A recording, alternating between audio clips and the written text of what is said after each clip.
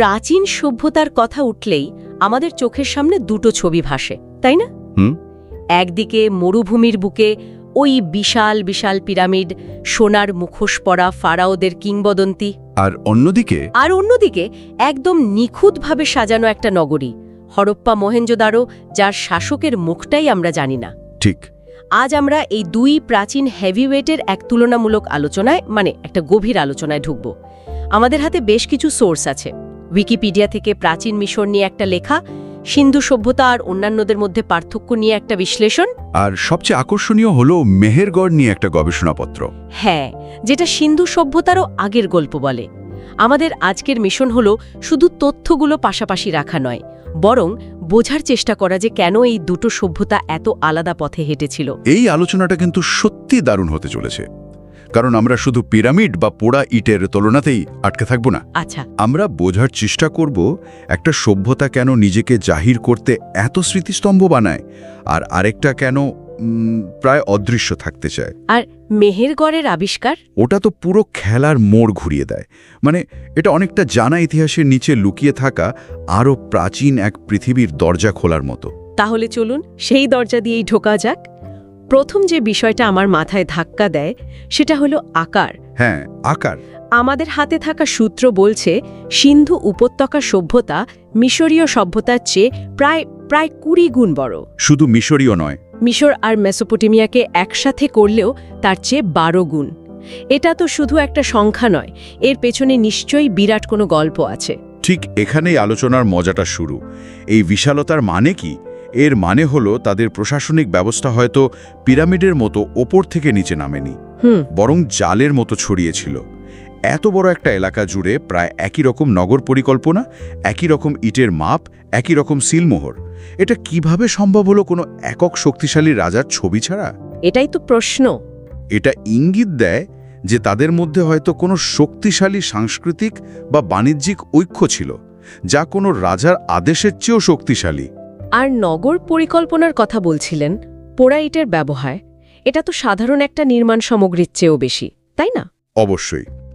একদিকে মিশরীয়রা ব্যবহার করত রোদে শুকানো কাঁচা ইট, যা সহজলভ্য কিন্তু টেকসই নয়। একদম। আর অন্যদিকে হরপ্পার শহরগুলো বানানো হয়েছে আগুনে পোড়ানো শক্ত ইট দিয়ে। এর দুটো গভীর অর্থ আছে। এক, তাদের কাছে জ্বালানির কোনো অভাব ছিল না, হয়তো বিশাল বনভূমি ছিল।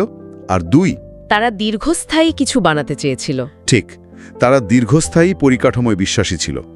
তাদের বানানো ড্রেনেজ সিস্টেম বা পয়ঃনিষ্কাশন ব্যবস্থাগুলো আজও আধুনিক নগর পরিকল্পনাবিদদের অবাক করে দেয়। তারা শুধু আজকের জন্য নয়, ভবিষ্যতের জন্য শহর বানাতো। এই দীর্ঘস্থায়ী পরিকল্পনার ঠিক উল্টো ছবিটাই তো আমরা দেখি তাদের শাসন ব্যবস্থায়। কোনো পিরামিড নেই, বিশাল রাজপ্রাসাদ নেই, রাজার সমাধি নেই, কিচ্ছু নেই করছে। কিন্তু কোনো রাজা ছাড়া কি এত বড় সভ্যতা চালানো সম্ভব? এটা একটা $1 মিলিয়ন প্রশ্ন। দেখুন, মিশরে ফেরাও ছিলেন সূর্য দেবতার রায়ের পুত্র, প্রায় জীবন্ত ঈশ্বর। হ্যাঁ, তার ক্ষমতা প্রশ্নাতীত। তার সমাধির জন্যই পিরামিড তৈরি হতো।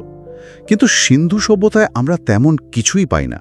ওই যে বিখ্যাত প্রিস্ট কিং বা পুরোহিত রাজার মূর্তিটা পাওয়া গেছে, হ্যাঁ, ওটা তো খুবই ছোট। একদম। কোনো বিশাল মূর্তি বা রাজকীয় প্রচারের চিহ্ন নেই। তাই প্রত্নতাত্ত্বিকরা মনে করেন কোনো একক রাজা হয়তো ছিলেন না, বরং বিভিন্ন শহরের শাসনভার হয়তো বণিকদের বিভিন্ন গিল্ড বা গোষ্ঠীর হাতে ছিল। আর তাদের মূল চালিকা শক্তি ছিল বাণিজ্য। বাণিজ্য, ধর্ম বা রাজতন্ত্র নয়। ক্ষমতা হয়তো কেন্দ্রীভূত ছিল না, বরং বিকেন্দ্রীভূত ছিল। একদিকে ঈশ্বরের প্রতিভূ, আর অন্যদিকে অদৃশ্য বণিক শাসক। এই বৈপরীত্য মাথায় রেখেই চলুন একটু মিশরের দিকে তাকাই। বেশ, তাদের সাফল্যের পেছনে নীল নদের ভূমিকা তো প্রায় কিংবদন্তি তুল্য। উইকিপিডিয়া প্রবন্ধটি বলছে নীল নদের বন্যা ছিল খুবই অনুমানযোগ্য বা প্রিডিক্টেবল। আর এই প্রিডিক্টেবিলিটি মিশরীয়দের বিশ্ববিখ্যার ভিত্তি তৈরি করে দিয়েছিল। তারা জানত প্রতি বছর নিয়ম করে বন্যা আসবে, উর্বর পলিমাটি রেখে যাবে এবং তাতে প্রচুর ফসল ফলবে।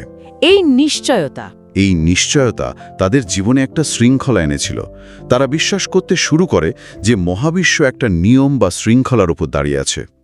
এই ধারণাকেই তারা বলতো মাআত। মাআত মাআত মানে শুধু আইন বা ন্যায় বিচার নয়, এর অর্থ হল মহাজাগতিক শৃঙ্খলা, সত্য এবং ভারসাম্য। আর ফারাওয়ের মূল দায়িত্বই ছিল পৃথিবীতে এই মা আত বজায় রাখা।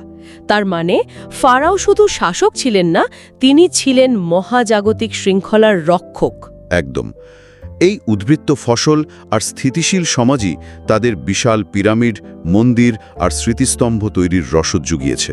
আর এই সম্পদ ব্যবস্থাপনার জন্য তৈরি হয়েছিল এক বিশাল আমলাতন্ত্র।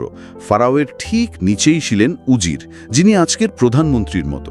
তার নিচে ছিলেন বিভিন্ন প্রদেশের গভর্নর, যাদের বলা হতো নোমার্ক।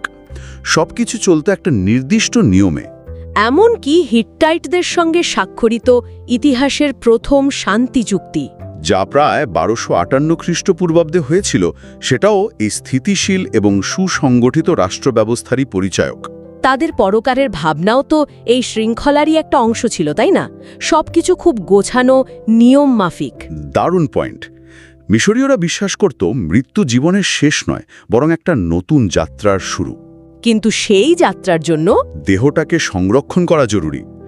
এই ভাবনা থেকেই মমি তৈরির মতো জটিল প্রক্রিয়ার জন্ম। আচ্ছা, তারা বিশ্বাস করত মানুষের আত্মার দুটি অংশ আছে, কা বা জীবন শক্তি এবং বা বা ব্যক্তিত্ব। মৃত্যুর পর কা এবং বা দেহ ছেড়ে গেলেও তারা আবার ফিরে আসতে পারে, তাই দেহকে অক্ষত রাখতে হবে। আর পরকালে ব্যবহারের জন্য মৃতর সাথে দেয়া হতো আসবাবপত্র, খাবার, অলংকার, এমনকি নৌকা পর্যন্ত। তাদের সমাধিগুলো ছিল আসলে পরকালের জন্য সাজানো গোছানো একটা বিকল্প বাড়ি।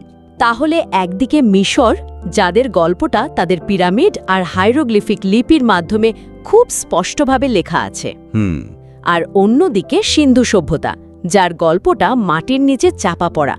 সেই গল্পের শিকড় খুঁজতে গেলেই আমরা পৌঁছে যাই মেহেরগড়ে।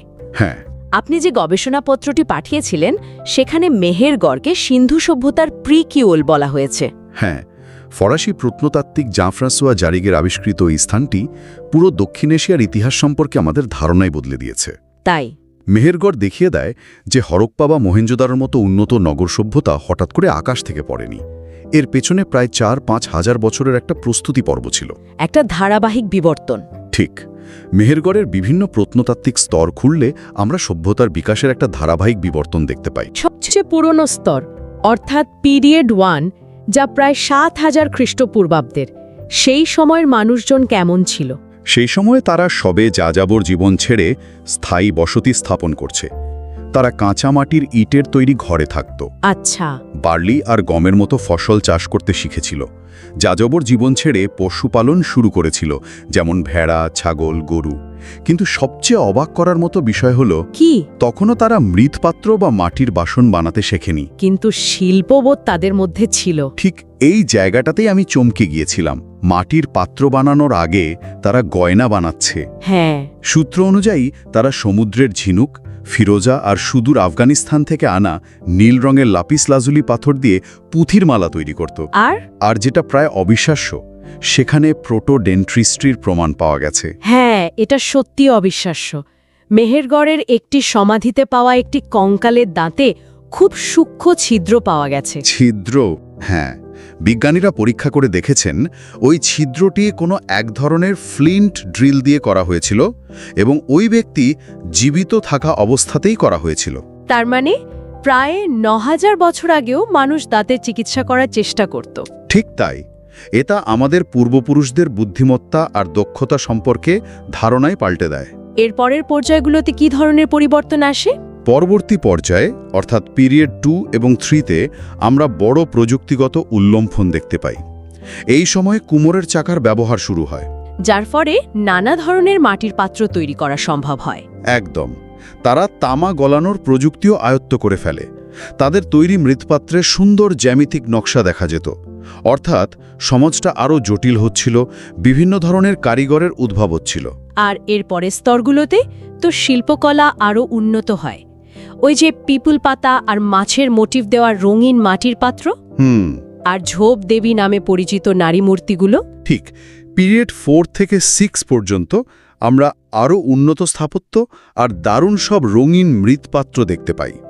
আর এই ঝোপ দেবী মূর্তিগুলো খুব গুরুত্বপূর্ণ। কেন? এগুলো ছিল অমসৃণ গড়নের কিছু নারী মূর্তি, যেখানে নারী স্তন এবং অবয়বকে প্রাধান্য দেয়া হতো। মনে করা হয় এগুলো উর্বরতা বা মাতৃশক্তির প্রতীক ছিল। আর এগুলোই হয়তো সিন্ধু সভ্যতায় প্রাপ্ত মাতৃমূর্তিগুলোর পূর্বসূরি। একদম, অর্থাৎ ধর্মীয় বিশ্বাসের একটা ধারাবাহিকতা মেহেরগড় থেকেই শুরু হয়েছিল। তাহলে ব্যাপারটা দাঁড়ালো মেহেরগড় ছিল একটা পরীক্ষাগার, হ্যাঁ, একটা ল্যাবরেটরি।